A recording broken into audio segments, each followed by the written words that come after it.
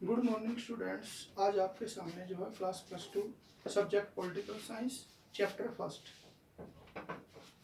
राष्ट्र निर्माण की प्रमुख चुनौतियों के कुछ प्रश्न जो है आपको समझाए जाएंगे। ध्यानपूर्वक आपने सुनने। पहला क्वेश्चन है, रियासतों के प्रति भारतीय सरकार का दृष्टिकोण क्या था? यानी कि जो राजे रजवाड़े थे उनके प्रति भारतीय सरकार का क्या दृष्टिकोण था? भारत के स्वतंत्रता संग्राम के नेताओं ने इस एक सशक्त, आत्मनिर्भर एवं अखंड भारत का सपना संजोया था। तो जो स्वतंत्र भारत के नेता थे उन्होंने जो है भारत को एक शक्तिशाली, आत्मनिर्भर और अखंड भारत बनाने का सपना मन में संजोया था, मन में बसाया था। परंतु भारतीय रजवाड़ों ने इस सपने को साकार न होने की ठान रखी थी। लेकिन जो भारतीय रजवाड़े थे, जहां पर राजा लोग शासन करते थे, उन्होंने जो है इस को जो है एक अखंड भारत न बनाने की ठान ली थी। यानी कि वे इस भारत के अंदर मिलना नहीं चाहते थे। भारतीय सरकार ने रजवाड़ों के प्रति सख्त रवैया अपनाया। तो भारतीय सरकार ने भी इन राज्य रजवाड़ों के प्रति, जो भारत के संघ में शामिल नहीं होना चाहते थे, उनके प्रति जो है कुछ कठोर नीति अपनाई। भारतीय सरकार रियासतों के विलय के पक्ष में थी। भारत सरकार चाहती थी कि ये राज्य रजवाड़े भारतीय संघ के अंदर शामिल हो जाए। इस कार्य में लौह पुरुष सरदार वल्लभ भाई पटेल ने अहम भूमिका अदा की। तो इस कार्य के अंदर, यानी कि रियासतों के विलय के कार्य के अंदर जो है भारत का उस टाइम पर जो उप प्रधानमंत्री था, उसने जो है इस कार्य में महत्वपूर्ण भूमिका निभाई। सरकार ने इस कार्य को 2 चरणों में बांटा। तो इसको दो चरणों के अंदर इस कार्य को पूरा किया गया। पहला, प्रथम चरण में एक वार्ता कमेटी का गठन किया गया। पहले के अंदर जो है एक वार्ता कमेटी बनाई गई। वार्ता कमेटी के प्रभाव से कुछ रियासतों को छोड़कर लगभग सभी रियासतों ने प्रवेश पत्र तथा विराम समझौते पर हस्ताक्षर कर दिए। तो जो पहला चरण था उसमें काफी रियासतें जो है भारतीय संघ में शामिल हो गई, लेकिन कुछ रियासतें जो है इसके अंदर शामिल नहीं हुई और वे भारतीय संघ का हिस्सा बन गई। जो रियासतें भारतीय संघ में शामिल हो गई वो भारत का एक अभिन्न हिस्सा बन गई। दूसरा चरण थोड़ा कठिन था। दूसरा जो चरण था वो कठिन था क्योंकि जूनागढ़, हैदराबाद व कश्मीर के शासकों ने भारतीय संघ में मिलने से इनकार कर दिया।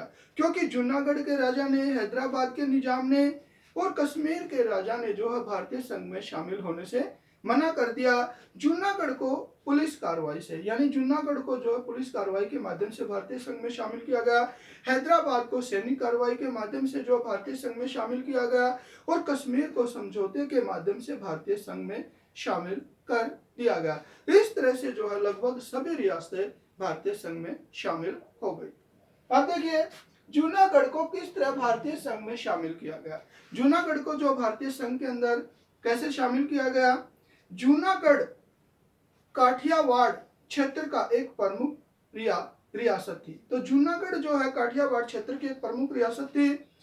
यह चारों ओर से भारतीय राज्यों से घिरी हुई थी। तो सबसे बड़ी बात यह थी, वहां पर मुस्लिम राज था लेकिन चारों तरफ जो है मतलब हिंदू राज्य से घिरी हुई थी। इसका पाकिस्तान से भूभाग में नहीं लगता था और इस रियासत का कोई भी जो है रास्ता पाकिस्तान से नहीं लगता था। इस राज्य की 80% जनता हिंदू थी और इस राज्य की ज्यादा जनता जो है हिंदू लोग थे। जूनागढ़ के नवाब महाबत खान ने मुस्लिम लीग की सलाह पर अपनी रियासत को पाकिस्तान में शामिल करने की घोषणा कर दी। तो वहां का जो राजा था महाबत खान, उसने जो है मुस्लिम लीग की सलाह पर जो है अपनी रियासत को यह कहा कि मैं पाकिस्तान के अंदर शामिल करना चाहता हूं। पाकिस्तान ने शीघ्र ही इस घोषणा का अनुमोदन कर दिया और पाकिस्तान ने शीघ्र ही जो है, जैसे ही महाबत खान ने घोषणा की वैसे ही जो है पाकिस्तान के द्वारा समर्थन कर दिया गया कि हम जो इसको अपने संघ में, अपने पाकिस्तान में मिलाने के लिए तैयार हैं। इससे भारत सरकार को गहरा आघात पहुंचा। इससे भारत सरकार को जो है बहुत मतलब तकलीफ हुई, दुख हुआ। सरदार पटेल इस बात को अच्छी तरह समझते थे कि अगर जूनागढ़ के पाकिस्तान में इस मिलन को ऐसे ही जाने दिया तो गुजरात में पहले से ही सर उठाते सांप्रदायिक तनाव और अधिक उत्तेजित हो जाएंगे। तो सरदार वल्लभ भाई पटेल इस बात को अच्छी तरह जानते थे, अगर ये रियासत पाकिस्तान के अंदर चली गई तो धर्म के नाम पर और ज्यादा दंगे जो है वहां पर हो जाएंगे। अतः सरदार पटेल ने पाकिस्तान की इस सम्मेलन को रद्द करने के लिए और वहां पर जनमत संग्रह कराने के लिए समय दिया। तो उस टाइम का जो हमारा उप प्रधानमंत्री सरदार वल्लभ भाई पटेल था, उसने जो है पाकिस्तान के अंदर जो जूनागढ़ शामिल किया गया था उसको रद्द करवाया और जो है ये कहा कि वहां पर जनमत संग्रह करवाया जाएगा। इधर जूनागढ़ की जनता ने इस सम्मेलन के विरोध में विद्रोह कर दिया और दूसरी तरफ जो है जूनागढ़ की जनता थी उसने भी जो है राजा के खिलाफ, जो पाकिस्तान के अंदर जिसने शामिल किया था जूनागढ़, उसके खिलाफ जो है विद्रोह कर दिया तथा नवाब अपने परिवार तथा धन दौलत सहित विमान द्वारा कराची रवाना हो गए। जैसे विद्रोह जनता ने विद्रोह किया तो नवाब और उसका परिवार जो है अपना धन दौलत लेके कराची चले गए। भारत सरकार ने छोटी सी सेना सहित एक सिविल अधिकारी को वहां की बागडोर संभाल दी। तो भारत सरकार ने जो वहां पर सेना भेज दी और कुछ सिविल अधिकारी भेजे जिन्होंने जो है वहां की बागडोर संभाली। बाद में सरदार पटेल जूनागढ़ पहुंचे। तो बाद में जो सरदार पटेल जूनागढ़ गए जहां पर उसका शानदार स्वागतम किया गया। वहां की जनता ने जो है सरदार पटेल का बहुत शानदार स्वागतम किया। 20 फरवरी 1948 को जूनागढ़ में लोकमत करवाया गया। तो 20 फरवरी को जो है 1948 को जूनागढ़ के अंदर लोकमत संग्रह करवाया, जनमत संग्रह करवाया गया, जिसमें पाकिस्तान के पक्ष में कम वोट पड़े और भारत के पक्ष में ज्यादा वोट पड़े। तो इस प्रकार जो है जूनागढ़ को भारतीय संघ के अंदर मिला लिया गया और जूनागढ़ जो है भारतीय संघ का एक हिस्सा बन गया। इसके बाद हैदराबाद का भारतीय संघ में कैसे विलय हुआ। जैसे जूनागढ़ को मिला गया था इसी तरह जो है हैदराबाद को जो भी है भारतीय संघ में मिलाया गया। तो ध्यान दीजिए, हैदराबाद 1,32,000 वर्ग किलोमीटर वाला राज्य था, यानी कि इसका जो है क्षेत्रफल काफी ज्यादा था। इसकी जनसंख्या 1,40,00,000 थी। उस टाइम पर वहां की जनसंख्या 1,40,00,000 के करीब थी, जिसमें 35% हिंदू लोग थे और इस रियासत के अंदर जो है 35% लोग जो हिंदू लोग रहते थे। इसका शासक निजाम उस्मान अली खां था। तो वहां पर जो है उस्मान अली खां वहां का राजा था और उसका ब्रिटिश राज के साथ हमेशा विशेष संबंध रहा और ब्रिटिश राज के साथ उनके अच्छे संबंध रहे हैं। हैदराबाद की रियासत बहुत बड़ी रियासत थी। तो काफी बड़ी रियासत थी ये हैदराबाद की। यह रियासत चारों तरफ से हिंदुस्तानी इलाकों से घिरी हुई थी। तो यह रियासत भी लगभग चारों तरफ हिंदुस्तानी राज्यों से घिरी हुई थी।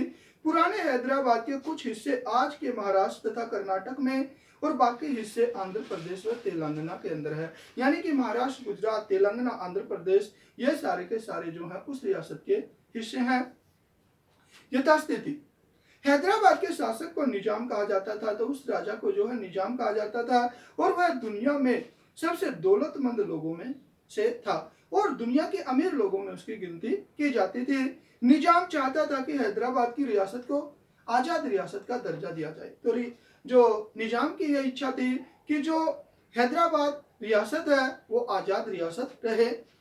निजाम ने नवंबर 1947 में भारत के साथ यथास्थिति बहाल रखने का एक समझौता किया। तो निजाम ने जो है भारत सरकार के साथ बातचीत की कि भाई जैसी स्थिति मेरी रियासत की है वैसी स्थिति रहे। यह समझौता 1 साल के लिए था, किंतु यह समझौता जो है 1 साल के लिए किया गया था। इस बीच भारत सरकार से हैदराबाद के निजाम की बातचीत जारी रही। तो इस टाइम के दौरान 1 वर्ष के दौरान जो है सरकार और निजाम की आपस में बातचीत चलती रही। जन आंदोलन। इसी बीच हैदराबाद रियासत के लोगों ने निजाम के शासन के विरुद्ध आंदोलन छेड़ दिया। तो लगभग 1 साल के बाद जो है वहां की जनता ने जो है हैदराबाद के निजाम के विरुद्ध आंदोलन छेड़ दिया। हैदराबाद शहर इस आंदोलन का गढ़ बन गया, यानी हैदराबाद के अंदर जो है बहुत ज्यादा विद्रोह हुए। आंदोलन को देख निजाम ने लोगों के खिलाफ एक अर्धसैनिक बल रवाना कर दिया। जैसे ही लोगों ने आंदोलन किए तो हैदराबाद के निजाम ने जो है सैनिक जो है उन लोगों के विद्रोह को कुचलने के लिए सैनिक भेज दिए। इसे रजाकार कहा जाता था। तो इस अर्ध सैनिक बल को रजाकार का नाम दिया जाता था। रजाकार अव्वल दर्जे के सांप्रदायिक और अत्याचारी थे। तो ये जो है अर्धसैनिक बल बहुत ज्यादा अत्याचारी थे। उन्होंने जो है जनसाधारण के ऊपर खूब अत्याचार किए, लूटमार मचाई, हत्याएं की। इसके बाद जो है इसके बाद भी जो है जन आंदोलन और बढ़ता गया, यानी कि इतना कार्य मतलब इतनी घटनाएं होने के बाद भी ये मतलब जनता के ऊपर दबाव डाला गया कि भाई जो है वो जो अर्धसैनिक बल है उसके माध्यम से जो है जनता को दबाने की कोशिश की गई, हिंसक हिंसक कार्य हुए, लेकिन इसके बाद भी जो है ये आंदोलन चलता रहा। भारतीय संघ में विलय, जन आंदोलन के कारण हैदराबाद में अराजकता की स्थिति पैदा हो गई। तो जनता के आंदोलन की वजह से हैदराबाद के अंदर जो है अराजकता की स्थिति बन गई, अराजकता का माहौल हो गया, जिसके प्रति सरकार अपनी आंखें नहीं मूंद सकती थी। तो इस अराजकता को सरकार जो है इग्नोर नहीं कर सकती थी, इसको जो है आंखें मूंद कर नहीं देख सकती थी। कहते भारतीय सरकार ने निजाम के खिलाफ सैनिक कार्रवाई करने का निर्णय लिया। तो सरकार ने जो है निजाम के विरुद्ध में जो है सैनिक कार्रवाई की। सितंबर 1948 में भारतीय सेना निजाम के सैनिकों पर काबू पाने के लिए हैदराबाद पहुंची। तो 1948 के अंदर जो भारतीय सेना हैदराबाद गई और उनके आपस के अंदर जो है निजाम की सेना के बीच और भारतीय सेना के बीच में जो है युद्ध चला। कुछ रोज तक युद्ध रुक रुक कर हुआ, यानी कि लड़ाई जो है कुछ समय के लिए रुक रुक कर हुई और उसके बाद निजाम ने आत्मसमर्पण कर दिया। लेकिन कुछ समय के बाद हैदराबाद के निजाम ने जो है सरकार के सामने आत्मसमर्पण कर दिया। निजाम के आत्मसमर्पण करते ही हैदराबाद का भारत में विलय हो गया। तो इस तरह से जो है हैदराबाद भी भारतीय संघ के अंदर शामिल हो गई। इसके बाद देखिए आपका भारत में भाषाई आधार पर राज्यों के पुनर्गठन का विवेचन करें, यानी भाषा के आधार पर राज्यों का दोबारा से गठन कैसे हुआ।